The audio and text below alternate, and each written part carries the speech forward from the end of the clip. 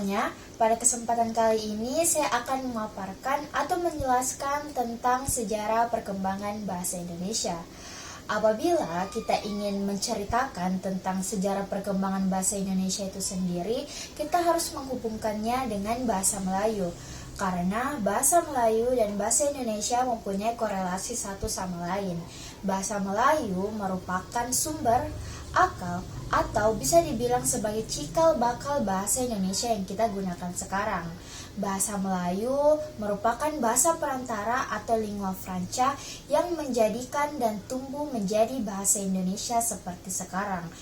Bukan hanya di Kepulauan Nusantara, tetapi juga hampir di seluruh Asia Tenggara. Bahasa Indonesia dengan perlahan-lahan tetapi pasti berkembang dan tumbuh hingga sekarang. Pada waktu akhir-akhir masa perkembangannya demikian sangat pesat sehingga sekarang bahasa Indonesia telah menjelma menjadi bahasa yang modern, yang kaya akan kosakata dan mempunyai struktur yang kuat. Pada tanggal 28 Oktober 1928, para pemuda kita mengikrarkan Sumpah Pemuda. Naskah Putusan Kongres Pemuda Indonesia tahun 1928 berisi 3 bulir kebulatan tekad, yaitu sebagai berikut. Saya akan menyoroti bulir ketiga dari naskah Sumpah Pemuda, yaitu yang berbunyi, "Kami, putra dan putri Indonesia, menjunjung bahasa persatuan bahasa Indonesia." Isi dari bulir ketiga dari naskah Sumpah Pemuda ini tidak hanya merupakan untuk menjunjung bahasa persatuan saja, melainkan lebih dari itu. Tetapi kami dianjurkan untuk selalu mencintai bahasa persatuan yang kita punya, yaitu bahasa Indonesia. Dengan diikrarkannya Sumpah Pemuda ini, resmilah bahasa Melayu yang telah dipakai sejak pertengahan abad ke-7 menjadi bahasa Indonesia. Dan timbul pertanyaan, mengapa bahasa Melayu yang diangkat menjadi bahasa Indonesia? Sebenarnya hal tersebut mempunyai beberapa faktor yang mendasari.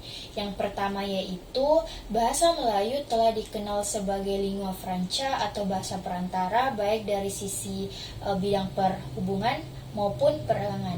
Yang kedua yaitu sistem bahasa Melayu yang sederhana dan mudah dipelajari, karena dalam bahasa ini tidak dikenal tingkatan bahasa seperti dalam bahasa Jawa maupun bahasa Sunda.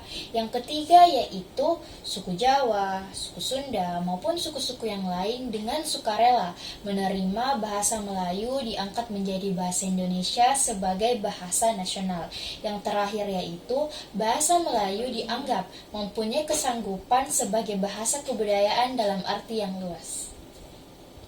Ada beberapa peristiwa penting yang sangat menentukan perkembangan sejarah bahasa Melayu yang kemudian diangkat menjadi bahasa Indonesia.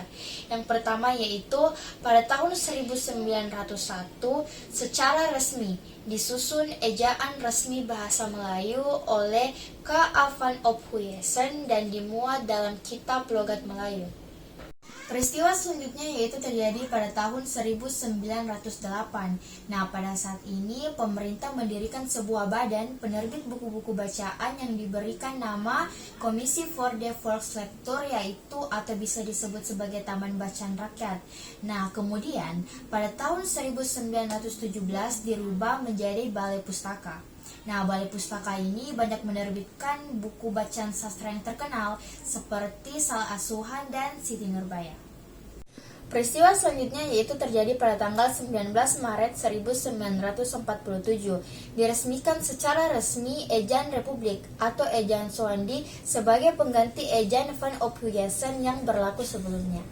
Peristiwa selanjutnya yaitu terjadi pada tanggal 16 Agustus 1972.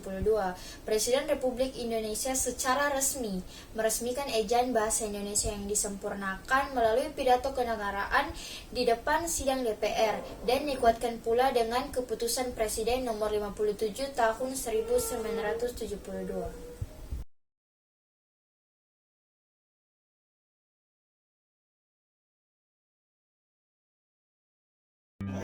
Setelah saya memaparkan tentang sejarah perkembangan bahasa Indonesia secara singkat, dapat saya katakan bahwa kita sebagai generasi Indonesia harus mencintai, melestarikan bahasa persatuan yang kita punya, yaitu bahasa Indonesia.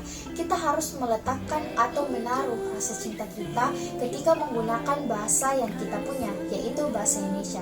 Karena kalau bukan kita, siapa lagi yang akan melestarikan bahasa Indonesia?